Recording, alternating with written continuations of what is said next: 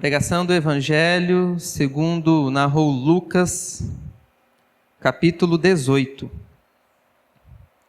Evangelho de Deus, segundo nos narrou o médico, evangelista e companheiro nas missões, Lucas, capítulo 18, a partir do verso 1. Nos diz assim: aquela que é infalível, inerrante e autoritativa palavra de Deus. Jesus lhes contou uma parábola para mostrar que deveriam orar sempre e nunca desanimar. Em certa cidade havia um juiz que não temia a Deus e nem respeitava ninguém. Havia também naquela mesma cidade uma mulher que sempre o procurava, dizendo: julgue a minha causa contra o meu adversário. Por algum tempo ele não a quis atender, mas depois pensou assim: é bem verdade que eu não temo a Deus nem respeito ninguém. Porém, como esta viúva fica me incomodando, vou julgar a sua causa, para não acontecer que por fim venha a molestar-me. Então o Senhor disse: ouçam bem o que diz este juiz iníquo. Será que Deus não fará justiça aos seus escolhidos, que a Ele clamam dia e noite, embora pareça demorado em defendê-los? Digo a vocês que depressa lhes fará justiça. Contudo, quando o Filho do Homem vier, será que ainda encontrará fé sobre a terra? Amém. Oremos ao Senhor mais uma vez, meus irmãos. Bendito Deus e soberano Pai, quão maravilhoso é poder estar nos átrios do Senhor. Verdadeiramente vale mais um dia nos átrios do Senhor do que 1000 em qualquer outro lugar. Porque aqui nós encontramos com o Senhor a verdade, o caminho e a vida. Aqui nós somos confrontados em nossos pecados, mas também confortados e consolados pelo Senhor. É aqui que nós nos sentimos amados por Ti, como povo do Senhor, escolhido como propriedade do Senhor. Que o Senhor nos ajude nesse momento a ouvirmos a Tua voz. Que todas as vozes deste mundo, as vozes das preocupações, se emudeçam. Que nós tenhamos ouvidos únicas e exclusivamente para o Senhor. Que essa voz que é poderosa venha transformar e moldar a nossa vida. É em nome de Cristo, nosso Redentor, e através dele que nós oramos, rogando esta bênção. Amém. Orar sempre e não desanimar. Orar sempre e não desanimar. Esse é o título da mensagem nessa manhã. E nessa manhã, meus irmãos, nós vamos dar início a uma nova série que irá durar durante todo o mês de janeiro, sobre o ensino de Jesus e os exemplos acerca da oração. É comum, na primeira semana do ano, nós nos dedicarmos um tempo especial em oração. É a Semana Mundial de Oração. E todo o mês de janeiro ele é dedicado para a oração. E é com este propósito que nós vamos ouvir e estudar acerca dessa temática que é a vida de oração. Por isso, o texto escolhido para essa manhã foi Lucas capítulo de número 18. Como orar sempre e nunca desanimar. É muito comum, meus irmãos, que no princípio da vida cristã nós estejamos animados para orar. Quando nós temos um encontro pessoal com o Senhor, quando nós entendemos que Ele nos ama, que Ele nos escolheu, que Ele entregou o Seu Filho para morrer no nosso lugar, nós cultivamos de imediato uma vida de comunhão regada à oração. Todavia, com o passar do tempo, essa animação ela vai se esvaziando. Nós passamos a ficar preocupados com as coisas dessa vida, com os problemas familiares, Algumas orações que nós fazemos ao Senhor, nós não recebemos resposta imediata, ou a resposta que nós esperávamos receber, e por conta de diversos fatores, nós acabamos desanimando na vida de oração. Entretanto, este continua sendo um dever da vida cristã. O Evangelho segundo Lucas, como nós sabemos, foi escrito pelo evangelista Lucas, destinado ao Teófilo. E aqui ele registra tudo aquilo que o Senhor Jesus Cristo fez em seu ministério, a fim de que Teófilo tivesse uma confirmação acerca das verdades pelas quais ele já tinha sido instruído. Então nós vemos essa instrução logo no capítulo 1 de Lucas, a introdução do seu evangelho. E quando nós chegamos aqui no capítulo de número 18, ele vai ensinar acerca da vida de oração. Essa verdade fundamental da vida cristã que deve ser solidificada em nossos corações. Essa parábola, meus irmãos, ela está localizada entre duas passagens. Se você observar a passagem anterior, acerca do capítulo 18, é a dos 10 leprosos que Jesus curou e apenas um retornou para agradecer pela cura que Cristo ministrou na sua vida. Então, de um lado nós temos a passagem dos 10 leprosos, e posteriormente você vai ver a parábola do publicano e também do fariseu. Na passagem dos 10 leprosos, nós temos um ensinamento acerca da gratidão. Aquele que recebeu a bênção do Senhor e voltou para agradecer. Na passagem do fariseu e do publicano, nós temos aqueles que confiam em si mesmo. E é interessante nós observarmos a parábola do juiz iníquo aqui, falando acerca de orarmos e não desanimarmos, acerca da vida de oração, é que aqueles que têm um coração agradecido ao Senhor, aqueles que possuem uma justiça que vem de Deus, eles vão dedicar-se à vida de oração. E Jesus está aqui incentivando, encorajando os seus discípulos, desafiando a eles para que eles cultivem uma vida de oração constante. A estrutura, meus irmãos, da pregação nessa manhã consiste no verso de número 1. Nós vemos aqui o objetivo pelo qual o Senhor Jesus vai contar essa parábola. No verso 1 diz: Jesus contou-lhes uma parábola para mostrar que deveriam orar sempre e nunca desanimar. Então, logo no verso 1, nós vemos o objetivo dessa parábola. O porquê é que Jesus está contando essa parábola. Ele está contando essa parábola para que nós venhamos orar sempre e não desanimar, porque o que é natural é nós ficarmos desanimados. Ou seja, então ele está encorajando os discípulos a orar constantemente. A segunda verdade que nós vamos observar está no verso 2 e no verso de número 3, a necessidade e a responsabilidade da vida de oração. O verso 4 e o verso 5 nós vamos ver quando a resposta de oração demora, e no verso 6 e do verso 8 nós iremos ouvir que não existe razão para desanimarmos com a oração.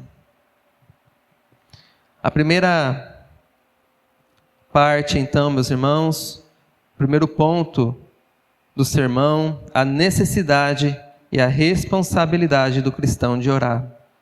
Nós vemos isso no verso 2 e no verso 3, que nos diz assim: em certa cidade havia um juiz que não temia a Deus e nem respeitava ninguém.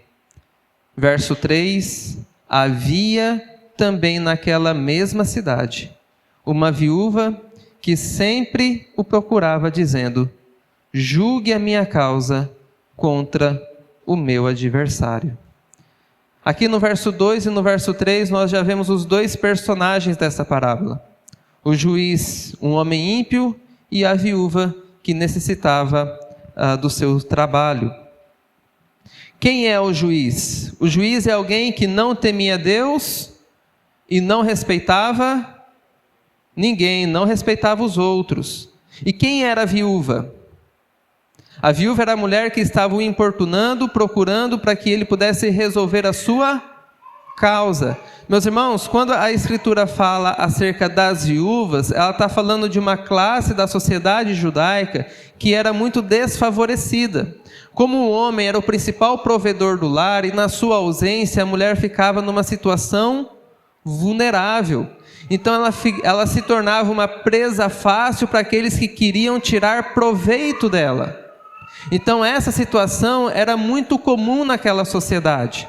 Então ela vai procurar um juiz para defender a sua causa. Então se nós nos lembrarmos, por exemplo, de Ruth e Noemi, nós vamos ver que o parente mais próximo queria apenas se aproveitar daquela situação, porque este era o cenário. Então a viúva aqui, ela está para descrever aqueles que necessitam, aqueles que são desfavorecidos, aqueles que são pobres diante de uma sociedade, que não tem ninguém por eles. A viúva aqui, meus irmãos, está para representar os cristãos que pedem, que oram com insistência diante de Deus. Claramente a viúva está para representar os cristãos, os seguidores de Jesus, aqueles que são pobres sim, mas de espírito, aqueles que choram, como diz as bem-aventuranças, aqueles que são vulneráveis devido ao seu próprio pecado e que vivem no mundo caído, de injustiça e contaminado. Mesmo clamando por justiça, só encontra resistência de quem realmente poderia ajudar. Você deve conhecer alguém que tem uma causa na justiça, que procurou reaver os seus direitos, né? Depois, se você quiser conversar um pouquinho com o seu José, ele vai explicar essa situação para ver como que é difícil depender de alguém, né, para resolver uma situação na justiça.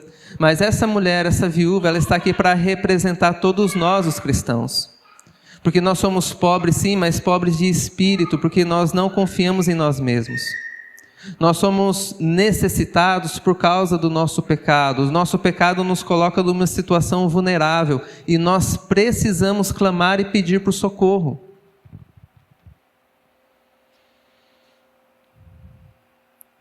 Diante, meus irmãos, dessa situação, nós precisamos entender duas coisas. A primeira é a nossa necessidade. Qual é a nossa maior necessidade? Qual é a nossa maior causa? Que nós precisamos clamar. Aqui a viúva, ela não tinha ninguém para poder ir correr atrás por ela acerca dessa questão.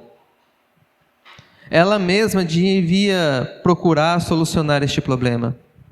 A segunda coisa que nós precisamos entender nesse primeiro ponto é que as pessoas não estão nem aí para o seu problema. É você que tem que clamar. É você que tem que ir atrás.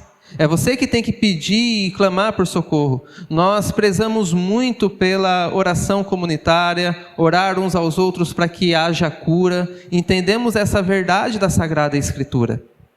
Mas isso não exclui a nossa responsabilidade de clamarmos ao Senhor acerca das nossas deficiências, das nossas limitações, dos nossos pecados. Todos nós, meus irmãos, possuímos adversários reais. Todos os cristãos possuem no mínimo 3 adversários. Veja que ela vai procurar aqui esse juiz para solucionar o seu problema contra o seu adversário. O adversário da viúva possivelmente era alguém tentando tirar proveito da sua situação vulnerável. Mas o adversário da vida cristã, quem é? Primeiramente, meus irmãos, o nosso maior adversário somos nós mesmos. É o nosso coração caído e corrupto, pelo qual nós não podemos confiar nele. Então nós precisamos clamar ao Senhor para que Ele nos ajude acerca de nós mesmos. para que nós venhamos a cuidar do nosso coração, que é enganoso, pelo qual nós não podemos confiar. Saiba que o seu principal adversário é o pecado que habita dentro do seu coração, pelo qual você tem que lutar contra ele diariamente, senão ele vai te dominar. O outro adversário da vida cristã é Satanás, é o diabo, é o maligno, que anda como um leão ao derredor buscando quem possa tragar. Esse é um outro adversário da vida cristã. Um terceiro e último adversário é o mundo pelo qual está caído, corrupto em seus delitos e pecados, pelo qual pode nos influenciar, pelo qual pode ser instrumentos nas mãos do diabo para atacar a nossa vida, os nossos sentimentos, os nossos pensamentos. Por isso, meus irmãos, nós temos uma necessidade real de clamarmos ao Senhor. Nós temos grandes adversários que estão lutando internamente e externamente contra nós. Por isso, você precisa clamar ao Senhor. Você é a pessoa que deveria estar mais interessada nisso. O problema, meus irmãos, é quando nós oramos e que por vezes parece que a resposta de oração demora, que é o segundo ponto da mensagem nessa manhã. Nós vimos primeiramente a nossa necessidade de clamarmos ao Senhor acerca dos nossos pecados, do nosso grande adversário. Mas e quando essa resposta demora? Eu quero retomar a palavra que disse na introdução acerca do princípio da vida cristã. Por vezes parece que Deus nos dá uma graça especial no começo da nossa vida cristã. E nós conseguimos vencer muitos pecados. Pecados às vezes ocultos. Abandonamos os vícios. Mudamos a nossa rotina e Deus concede graça para fazermos isso. Mas com o passar do tempo, Deus parece que nos humilha. E pecados pelo qual antes nós havíamos superado, passa a ser um problema novamente em nossa vida. Pecados de pornografia, pecado da concupiscência dos olhos, pecado da inveja, pecados que antes parecia terem sido resolvidos, mas que posteriormente volta a nos atormentar. E talvez você ore a Deus pedindo para que Ele te livre desse pecado, porque você não quer mais viver dessa forma. Viver infeliz, insatisfeita, reclamando. E parece que a resposta da oração não vem. E é o segundo ponto da mensagem nessa manhã. No verso 4 e no verso 5 diz: por algum tempo ele não quis atender, mas depois ele pensou assim: é bem verdade que eu não temo a Deus e nem respeito a ninguém. Porém, como esta viúva fica me incomodando, vou julgar a sua causa, para não acontecer que por fim venha molestar-me. Meus irmãos, às vezes parece que Deus não quer atender às nossas orações. E esse é o sentimento que perpassa no nosso coração. Por quanto tempo eu tenho orado em favor de determinada causa? Por uma causa na justiça, por um pecado que não consigo vencer, por um parente que eu estou orando a fim de que ele chegue à conversão. Já faz 2, 3, 5, 10 anos que oro em favor dessa pessoa e ela continua ainda pior. Será que Deus não quer ouvir as minhas orações? Parece que Ele se esqueceu. É assim que nós pensamos. Meus irmãos, Deus tem um propósito em não atender ou responder imediatamente às nossas orações. Mas nós não queremos saber disso. Nós queremos a nossa oração respondida de uma forma imediata. Qual seria o ensinamento de Deus para os seus filhos se Ele desse tudo o que eles pedissem? Você já viu um pai que dá tudo para o seu filho? Tudo aquilo que o filho pede, o pai dá. Eu quero um brinquedo, o pai dá. Eu quero comer isso, o pai dá. Eu quero ir lá no parque, o pai vai. Tudo que o filho quer, o pai dá. Esse é um bom pai? De jeito nenhum. O que ele está criando? Qual o ensinamento que ele está dando para o seu filho? Que o filho dele é o todo-poderoso. Tudo aquilo que o filho quer, o filho vai ter. Ele está criando um filho mimado. Este não é um bom pai. O bom pai sabe dizer sim e sabe dizer não.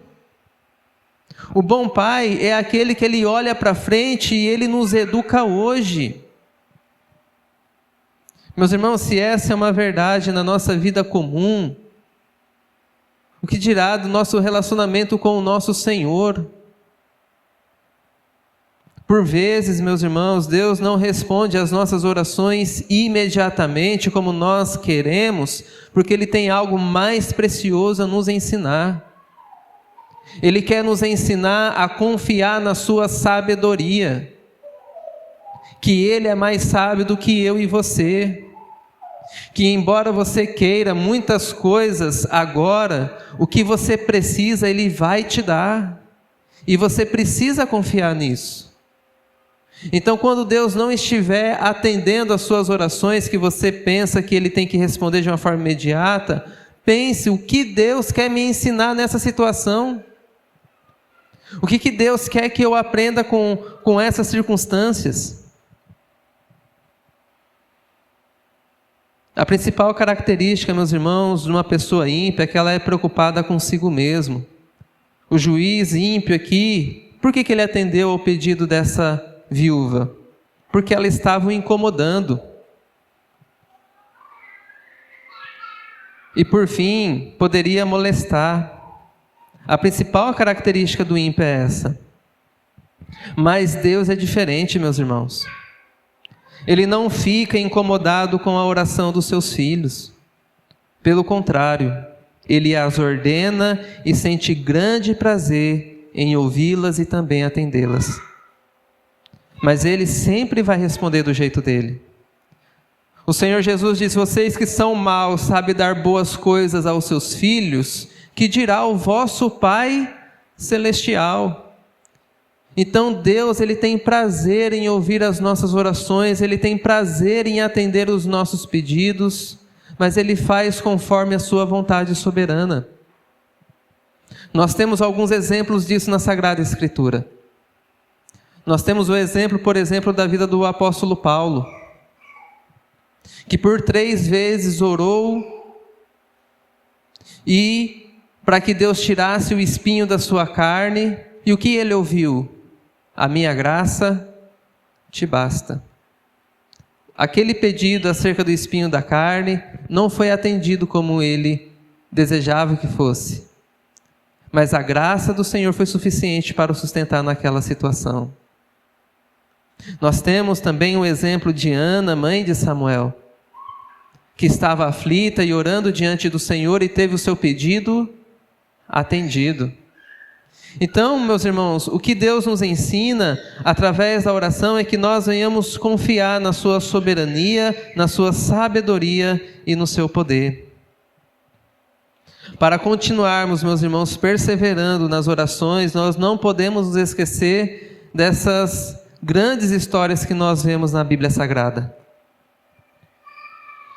Todavia, meus irmãos, não existe razão para nos desanimarmos, que é o verso 6 ao verso de número 8.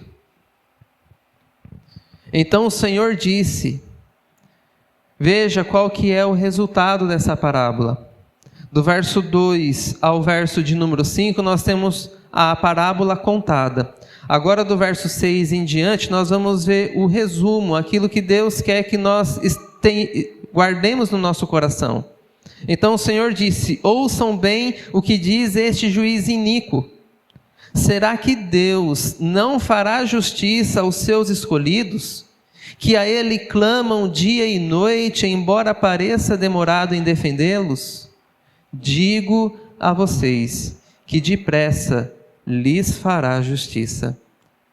Veja que, embora a viúva ela represente os cristãos aqui, o juiz iníquo, ele não representa quem Deus é. A lógica aqui é o seguinte: se até uma pessoa ímpia que não teme a Deus é capaz de atender um pedido insistente, o que dirá o vosso Pai Celestial? Veja que Ele não fará justiça para quem? Para os seus escolhidos que clamam a Ele de dia e de noite. Veja, meus irmãos, que Deus sente prazer em ouvir as nossas orações. Foi Ele quem nos escolheu.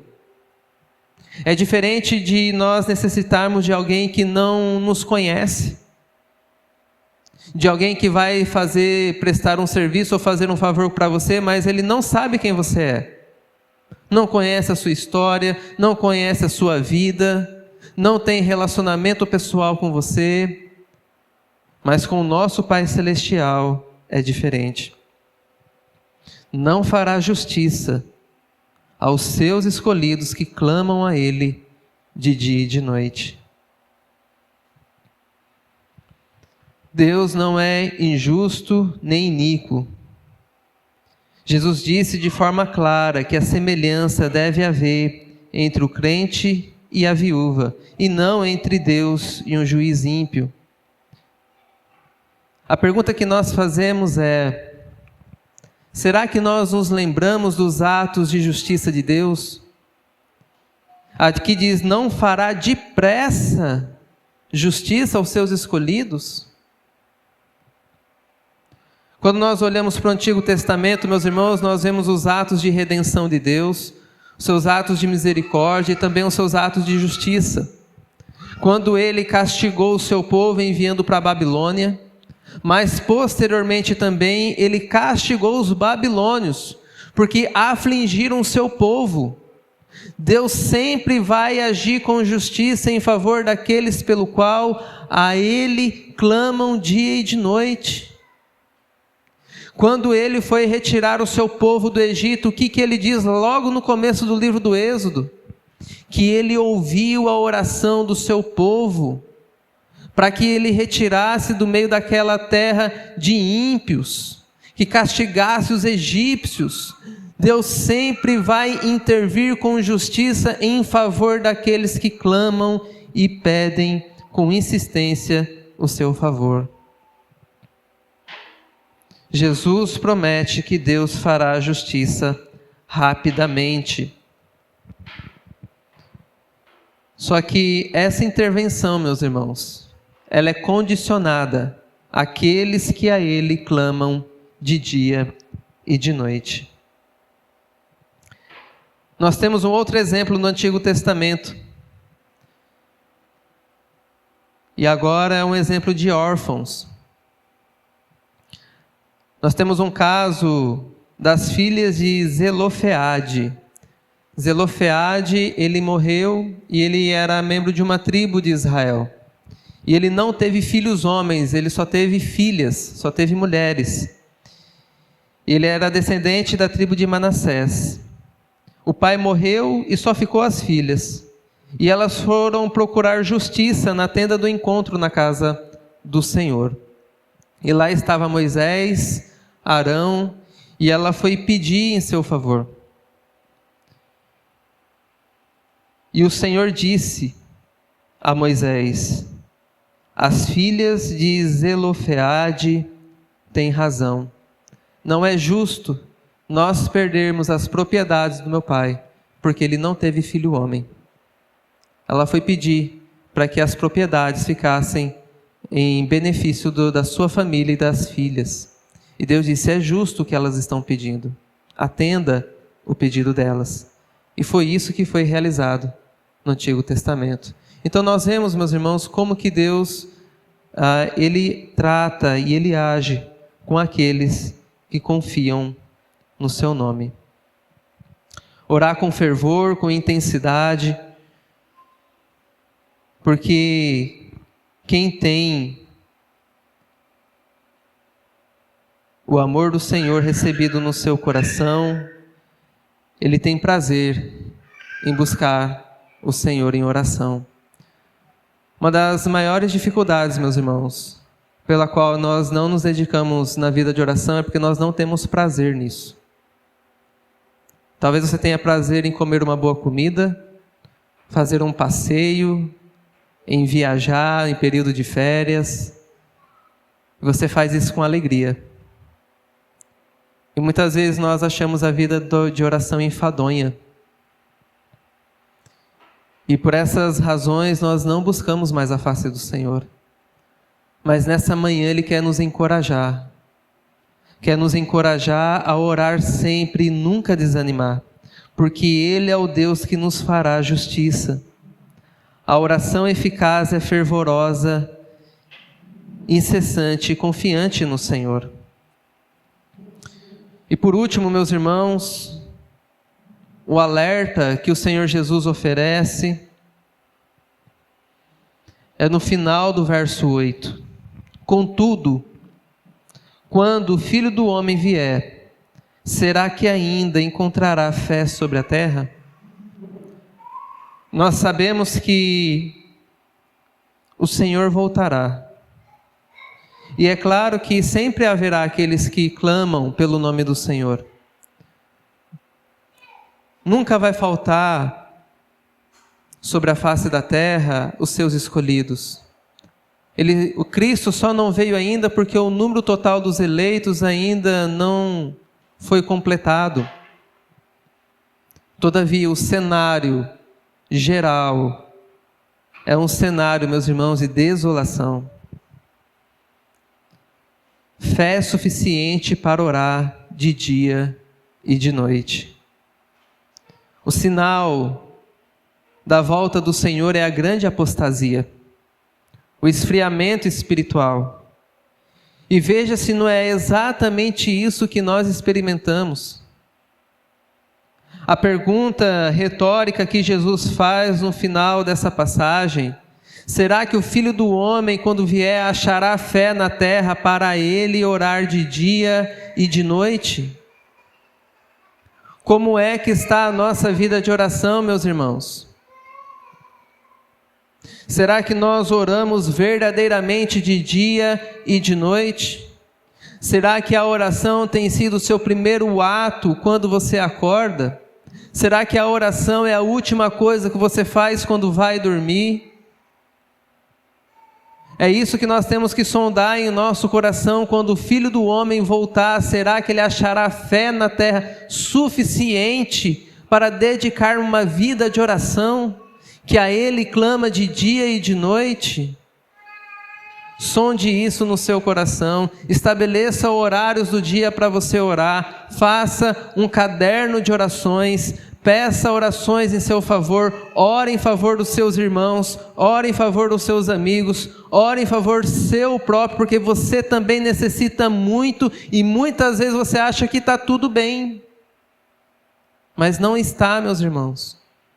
A vida de oração, ela sempre pode ser melhorada. Nós nunca oramos o suficiente pelo qual nós devemos orar. A vida de oração é sempre uma defasagem na nossa vida.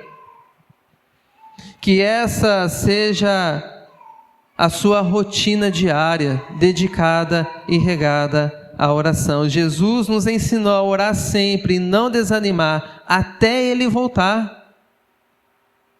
O ensinamento de Cristo aqui é que nós devemos orar constantemente, de dia e de noite, até a sua volta. Achará o Filho do Homem fé na terra?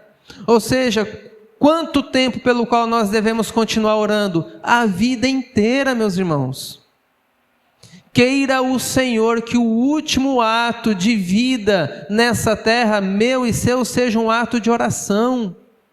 Assim como foi do nosso Senhor Jesus Cristo na cruz do Calvário. Pai, receba o meu espírito, a Ti eu entrego a minha alma, o meu espírito. Meus irmãos, que a vida de oração seja uma constância em nossa vida, que nós não venhamos negociá-la por qualquer coisa. Orar sem desanimar até a volta de Jesus é uma realidade da qual ou você participa ou você está fora. Ou você ora ou você não ora, não tem meio termo. Essa semana estava ouvindo a mensagem do Joel Bick, um grande pregador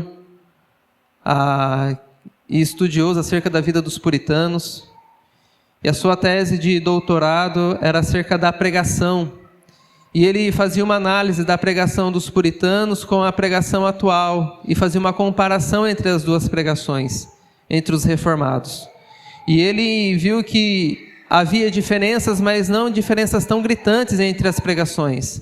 Então ele passou a se questionar o porquê que naquele período de avivamento os puritanos experimentavam tão grandes bênçãos acerca das suas pregações. Por que há então uma diferença histórica entre esses dois períodos? E ele disse que os reformadores, os puritanos, a grande eficácia da sua pregação era porque, antes de tudo, eles eram homens de oração. Seus sermões eram regados à oração. Se você pegar os escritos de João Calvino, de Agostinho de Hipona, você vai ficar constrangido de ver o quanta devoção há, quanta entrega da alma, o derramamento do Espírito em oração e adoração. Muitas pessoas conhecem João Calvino por conta da doutrina da eleição, mas pouco se fala da sua vida de oração, o quanto ele dedicou a escrever por isso também. Meus irmãos, nós temos inúmeros e vários exemplos na história da igreja que nos ajudam a entender sobre oração, nos ajuda a nos manter motivados a orar. Em primeira instância, nós temos o amor de Deus que nos escolheu, que sente prazer em ouvir as nossas orações. Nós temos a promessa de que Ele vai atender conforme a sua vontade soberana, que é melhor para você. Quando nós olhamos para a história da redenção, nós vemos na história bíblica exemplos grandiosos, nós vemos na história da igreja grandes exemplos disso. E por que é que nós não oramos? Na verdade, meus irmãos, nós o que precisamos realmente é criar vergonha na nossa cara. É ter um compromisso real com o Senhor. Senhor, perdoa-me, porque eu não sei orar como convém. Espírito Santo do Senhor, ajuda-me a orar, porque eu não sei orar. Tem anos que eu sou cristão. Você pode ler a Bíblia todo dia e ainda assim viver como um ímpio, como alguém que não teme a Deus, que não respeita ninguém. Ore, meus irmãos, ore comigo. Senhor, ajuda-me a orar, porque eu não sei orar como convém. Ser propício a mim, que sou um pecador. Que o Senhor tenha compaixão e misericórdia de nós. Que o Senhor nos ajude. É em nome de Cristo que nós oramos. Amém.